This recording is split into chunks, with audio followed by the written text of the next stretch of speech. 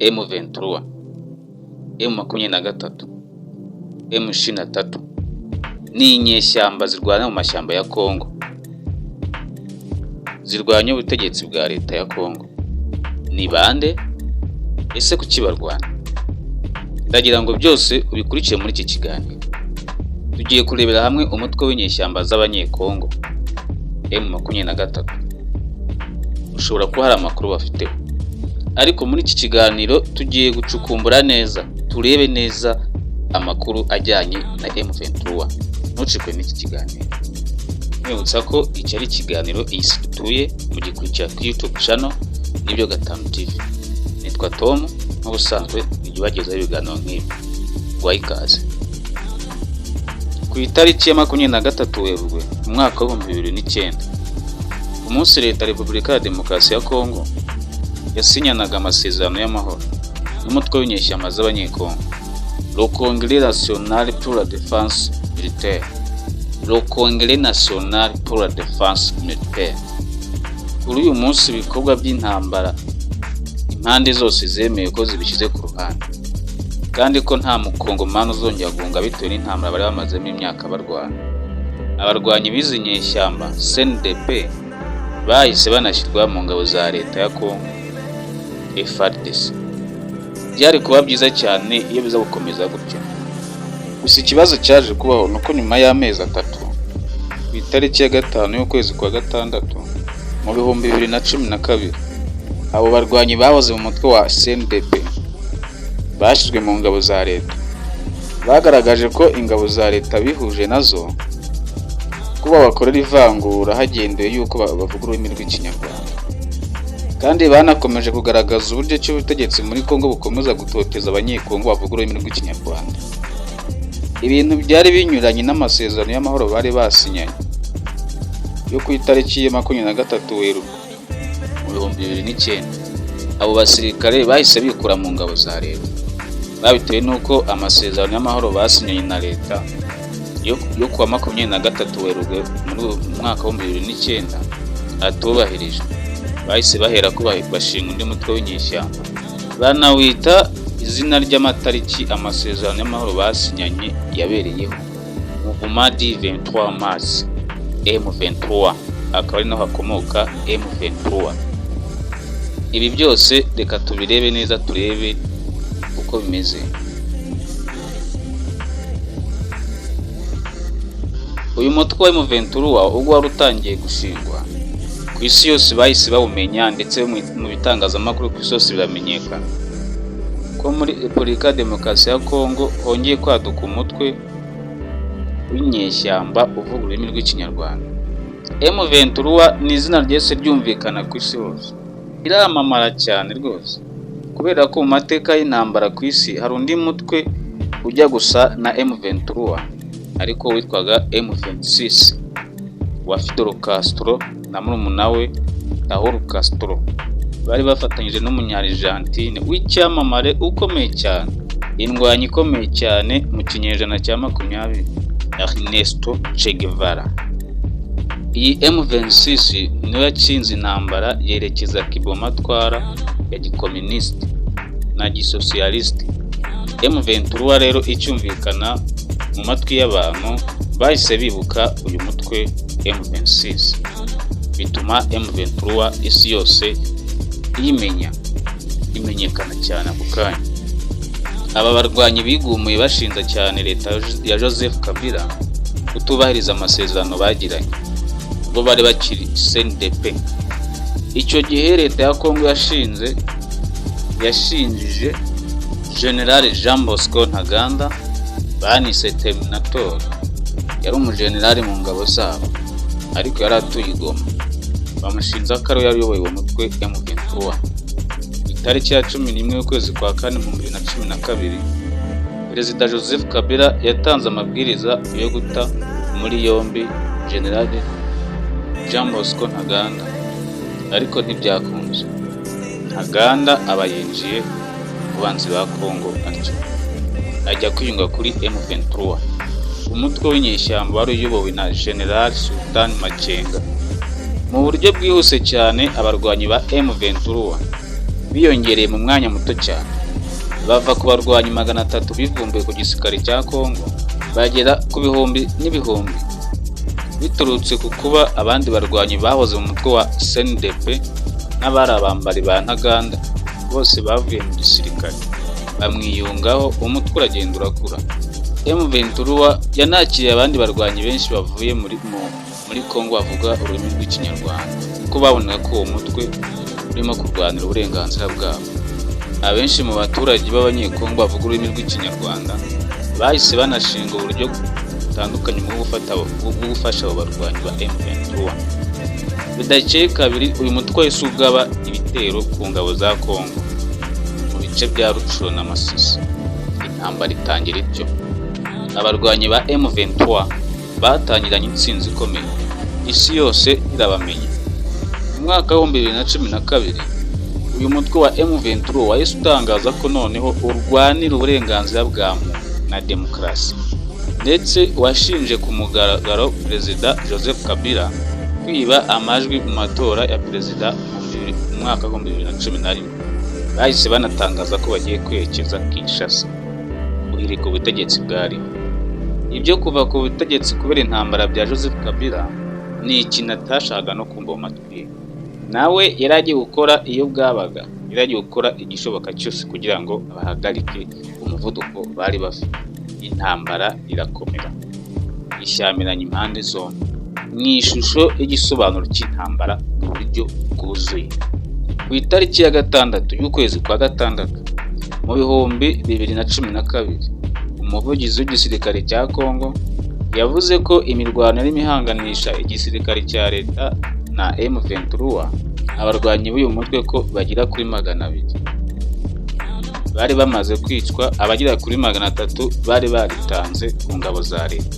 Hashize ukwezi ku itariki ya 8 kwa 7 mu 2012, General Sultan Makenga wari uyoboye abarwanyi ba M23 yabwiye ibinyamakuru mpuzamahanga ko ibikorwa bya gisirikare bya leta ya Congo byo kuvana M23 mu birindiro byayo byari byamaze kunanirwa kugira ku ntego, ahubwo ko uyu mutwe wa M23 wari utangiye kubasubiza inyuma ugamije kujya gufata umurwa mukuru w'intara ya Kivu y'Amajyaruguru, Goma. Ku isi yose byarumviswe, ariko nta muntu yumvisha ko M23 yari ifite ubushobozi n'imbaraga byo kuba yafata Goma. Buri wese yumvaga ko ari iby'inyeshyamba ziri kwivuga zivuga ibintu bidahari. Gusa amagambo yaje gushira ivuga mu mpera z'umwaka wa 2012 ku itariki ya 18 z'ukwa 11, umuvuduko udasanzwe, General Sultan Makenga n'abarwanyi be ba M23 batangije ibitero biremereye byo ku ngabo za Congo. Barazishushubikanya ku buryo nyuma y'iminsi 2 gusa, ku itariki ya 20 z'ukwa 11 bigaruriye umujyi wa Goma. Bafashe umujyi wa Goma, barawugenzura wose.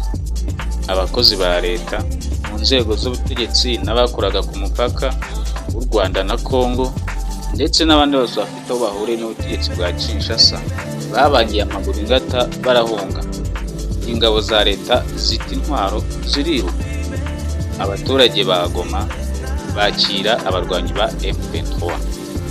Ku isi yose igikuba kiracika, bitungura ubyumvise wese uburyo ki Goma yari imaze kugira mu maboko ya M23. Umutwe wari uvutse utarashira n'umwaka. Umuryango w'abibumbye warahagurutse kuko leta ya Congo yari imaze gutsindwa mu buryo bugaragara, ndetse leta ya Congo yakomeje kuvuga ko izo nyeshyamba zitagira ubushobozi n'ububasha bwo kuba yafata Goma, ko ahubwo zifite abaziri inyuma, ko zafashijwe n'u Rwanda. U Rwanda ruvuga ko ibyo bitarureba kubera ko ibyo ni ikibazo cy'abanyekongo hagati yabo barwana. Ubutaka intambara yari imaze gufata intego. Abarwanyi ba M23 basaga n'abariye amavuru, basaga n'abatarwiyambutse, bavuga ko bashaka kwihaniza leta ya Congo. Mu mpera z'umwaka wa 2012 aba barwanyi ba M23 bagabye ibitero ahantu henshi hatandukanye, nko muri Kivu y'Epfo bahangana n'ingabo za leta wongeyeho indi mitwe irwanira muri Repubulika ya Demokarasi ya Kongo nka Mai Mai na FDLR. Kuva ku itariki ya 18 z'ukwa 12 mu 2012 n'iminsi igera ku 10 yakurikiyeho, izina rya General Sultani Makenga n'umutwe wa M23 izo zari ingingo nyamukuru mu bitangaza amakuru mpuzamahanga byandika umugabane wa Afurika. Aba barwanyi ba M23 barimo bagenda begukana intsinzi mu buryo butabarika, ariko nanone kandi bagendaga bigarurira ibice binini bya Kongo. Ingabo za Kongo nazo zibunga. Byageze aho leta ya Kinshasa igirana imishyikirano n'aba barwanyi ba M23, maze amasezerano yasinywe hagati y'impande zombi, leta ya Kongo n'umutwe wa M23 bari Uganda. Uyu mutwe wa M23 wemeye kuva mu mujyi wa Goma ku itariki ya 30 y'ukwezi kwa 11 mu 2012. Aba barwanyi ba M23 batangiye kuva muri Goma, ndetse byageze ku munsi wakurikiyeho ku itariki ya mbere mu 2012 bari bamaze kuva muri Goma. Nyuma y'iminsi 2 yonyine, ku itariki ya 3 z'ukwa 12 mu 2012, ingabo za leta ya Kongo zagarutse mu mujyi wa Goma. Umwaka wa 2012 warangiye leta ya Kongo imeze nk'aho imaze gucisha make bitewe n'umutwe wa M23, ndetse yemeye kumvikana nabo ku bintu bimwe na bimwe. Ibintu byari bitandukanye cyane nuko byari bimeze umwaka ugitangira. Mu ntangiriro z'umwaka wa 2013, umutwe wa M23 wari ukibarizwa mu burasirazuba bwa Kongo, ndetse nta naho wari witeguye kujya. Bavugaga ko witeguye gukomeza kurwanira impamvu wagiyeho. Gusa muri uwo mwaka hatangiye kugaragara ibibazo mu buyobozi bw'uwo mutwe wa M23. Ubundi M23 wari umutwe wa politiki unafite ishami ry'abarwanyi nk'uko bisanzwe bimenyereye mu mitwe y'inyeshyamba. Uwari perezida cyangwa se umuyobozi wa M23 yari Jean-Marie Runiga Rugerero, naho General Sultani Makenga we yari ayoboye ishami rya gisirikare. Ku itariki ya 24 z'ukwa 2 mu 2013, isi yose yamenyeshejwe ko wari umuyobozi w'uyu mutwe M23 Jean-Marie Runiga Rugerero yirukanwe ku nshingano yari afite. Itangazo ryasinyweho na General Makenga. Iryo tangazo ryavugaga ko Runiga yananiwe kuzuza inshingano ze, akaba yarashinzwaga kunyereza umutungo. Yashinzwaga kandi kuba urwango n'amacakubiri mu bagize M23,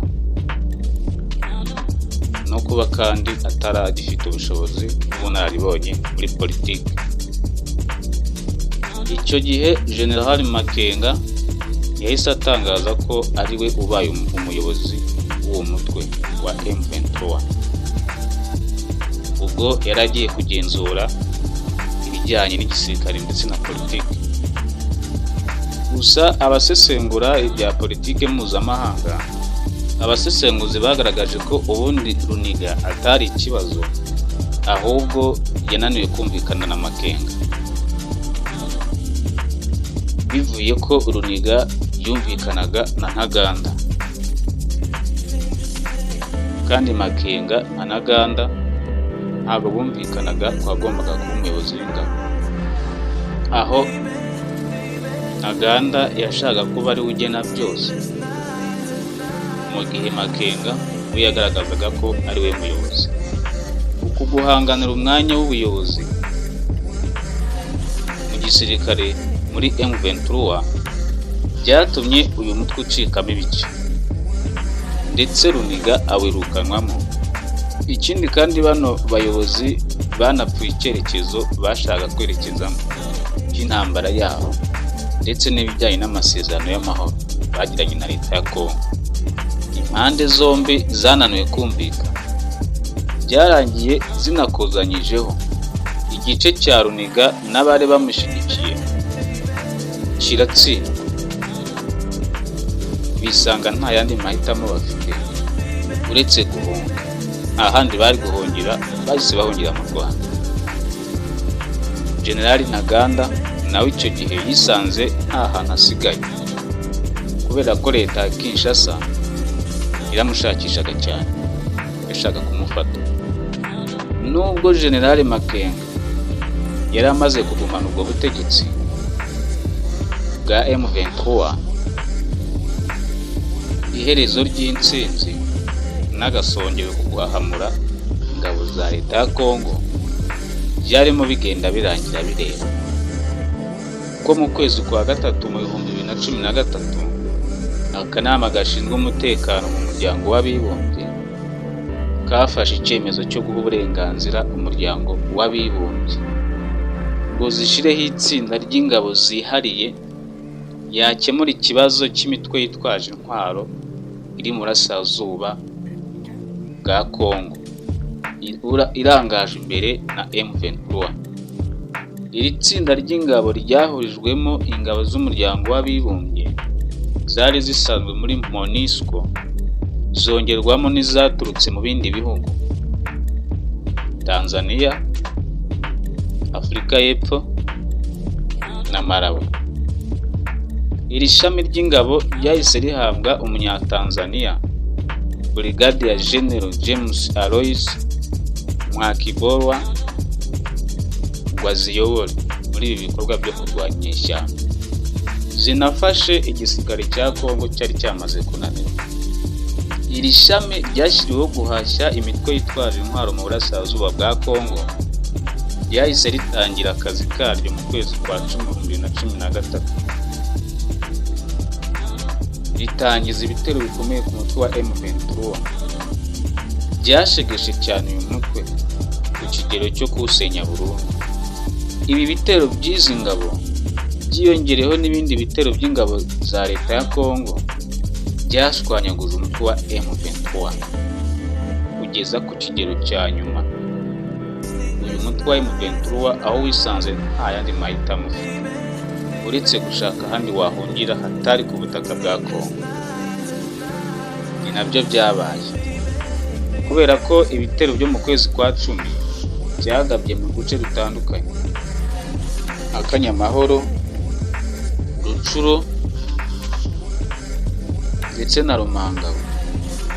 Byashubije inyuma abarwanyi ba M23 batakaza ibice byose bari bafite.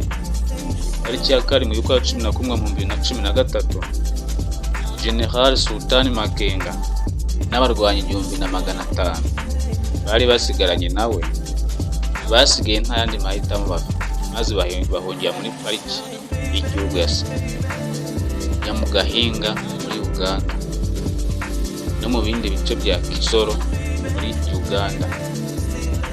M23 isenyo gito.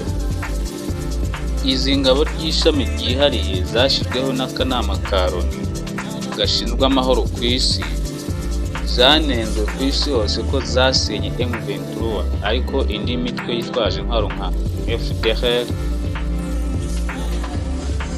nka ADF, za Mai Mai ndetse n'iyindi ko nayo batayisenye.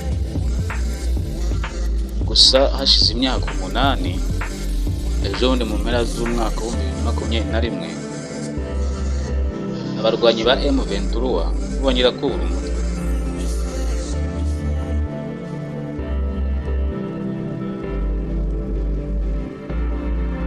Bongeye kubura umutwe n'ubundi General Makenga ayobora ishami rya gisirikare. Bongera gutangiza ibitero ku ngabo za Kongo. Kuri iyi nshuro M23 ntabwo yagarutse ari igisirikare cyahindutse, ndetse M23 yagarutse ari umutwe ufite umuyobozi mushya wa politiki, Bertrand Bisimwa. Kuri iyi nshuro bitandukanye n'umwaka wa 2012, M23 n'igisirikare cyagaragaje diplomasi mu rwego rwo hejuru.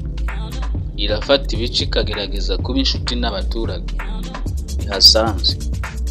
Ubu yigarura ibice bitandukanye harimo umupaka wa Bunagana ndetse n'ibindi bice biri muri teritwari ya Masisi, Rucuro. Kugeza uyu munsi abarwanyi ba M23 bongeye kugaba ibitero nyabyo byongeye gushyira ku gitutu igisirikare cya FARDC na leta yose iharanira demokarasi ya Congo. Nyuma yo gutangiza umugaragaro intambara ku ngabo za leta, amahanga yarahagurutse asaba leta n'uyu mutwe kujya mu biganiro. Yewe biranaba rwose, haba i Rwanda, muri Angola ndetse na Nairobi muri Kenya. Umuhuza muri ibi biganiro yabaye Uhuru Kenyatta, wahoze ari perezida wa Kenya, gusa nta cyavuyeho.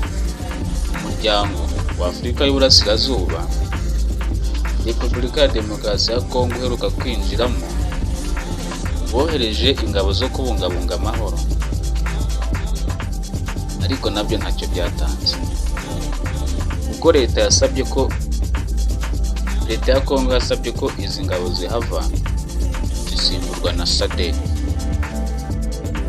Iyi SADC yaje muri Congo ifite inshingano yo gusenya burundu M23. N'ubundi Afurika y'Epfo yayoboye umutwe wihariye wasenye M23 mu 2013, niyo yagarutse iyoboye izi ngabo zo muri SADC. Biratuma abantu benshi bibaza, ese koko mu mwaka wa 2024 M23 izongera isenye nk'uko byagenze mu mwaka wa 2013, cyangwa se kuri isho nimba izihagararaho igakomeza ikarwana abanyekongo bavuga ururimi rw'Ikinyarwanda muri Congo. M23 ni umutwe umaze imyaka 15 uriho. Umutwe kandi wagarutseho kenshi mu bitangazamakuru ndetse no mu biganiro bitandukanye by'abanyapolitiki. Ufite amateka adasanzwe, ufite amateka yihariye. Reka byose tubihanga amaso. Ndagushima wowe twabanye muri iki kiganiro iyi si dutuye. Twarebeye hamwe amateka y'umutwe wa M23. Nibutsa ko iki ni ikiganiro isi dutuye mu kisigaho na Tom. Nibutsa ko nimba ari ubwa mbere utari bwakora subscribe, aka niko kanya wayikora, kandi nimba warayikoze like kuri iyi video kandi usangize n'abandi. Ndagushimiye cyane. Hari ikibazo cyangwa igitekerezo wakiduha muri comment. Ndagushimiye, ni Tom muri kumwe. Shalom.